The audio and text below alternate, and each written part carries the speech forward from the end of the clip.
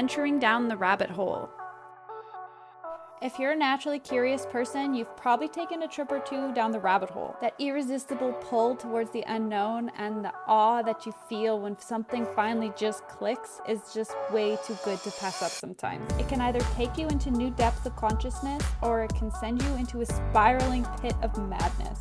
It's all about your mindset, perception of the world, and the inner work that you've done. We've all seen the type: tinfoil hats, obsessive preppers, signs with hateful messages, cornering people to tell them what they believe, doom and gloom, fear-mongering, and just spreading information that is not constructive in any sort of way. What we as a species need to realize is that our mentality is what we're projecting to people. It's not necessarily just the information. It's how the information's coming out. What are we projecting to other people? We're also not taking into account our own responsibility for how timelines are playing out. Many conspiracy theorists are just under the mindset that they're powerless and this world is just a dark, dangerous, evil place. How can you expect positive change and hope to come from that? Something that I learned years ago is that it helps to be aligned with something other than your egoic self.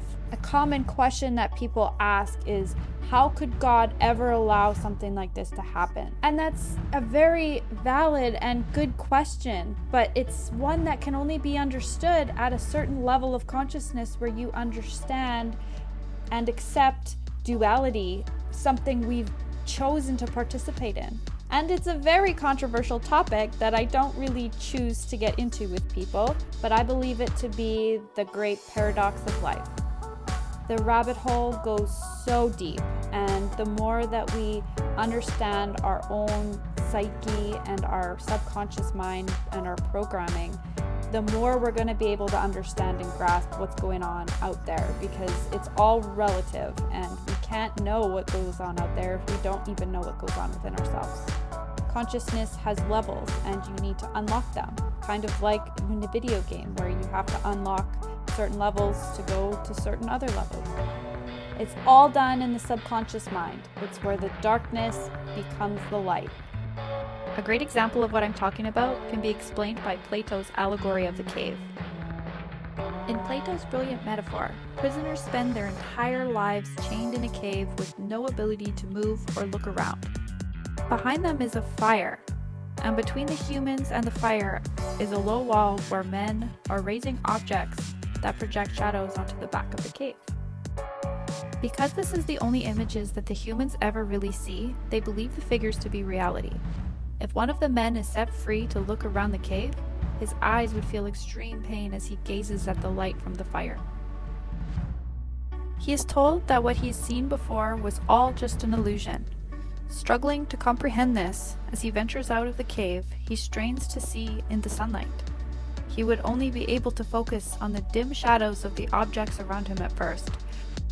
But as he gets accustomed to the light, he can comprehend objects, and eventually he would be able to contemplate the light of celestial objects.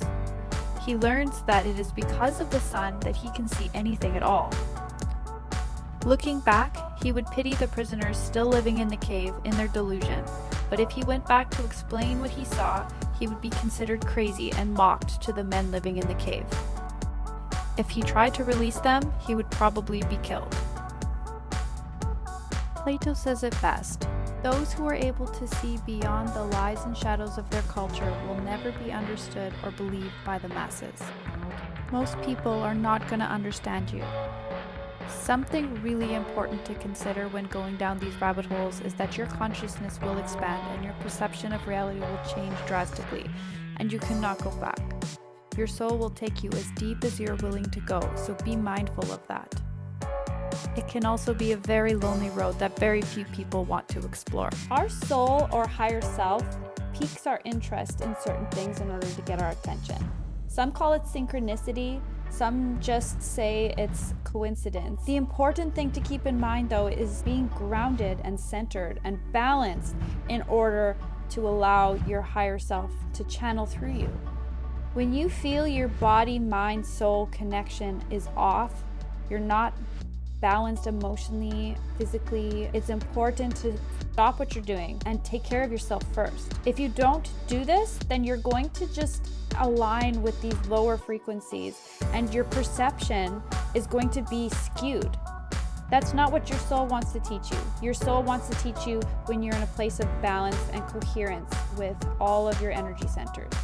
I'm not gonna lie, I've been there. I've been obsessively learning about certain things and just threw my whole center out of whack and was emotional mess on the verge of depression. But what I've learned is that we can understand these things without it being such a negative experience. It's really important to check in with yourself. Ask yourself questions such as, how is this information going to help me? Checking in with how you're feeling. What is your body doing? This will keep you in alignment with your higher self. We're not meant to grasp these things if we're not balanced in our energies. Our heart and our brains need to be in coherence with each other in order to go deep down these rabbit holes and grasp what it is that they're trying to teach us without completely going mad. How does it feel when you share the information with others? How do you want to portray the information?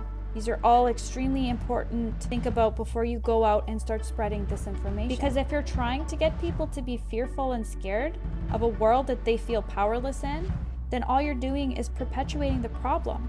Share the information, get it out there, but also try and remind people that we're not powerless. We are creator beings. We have so much potential. We have the power to change this reality. But it all starts from within us. The spiritual journey is all about bringing you back to yourself.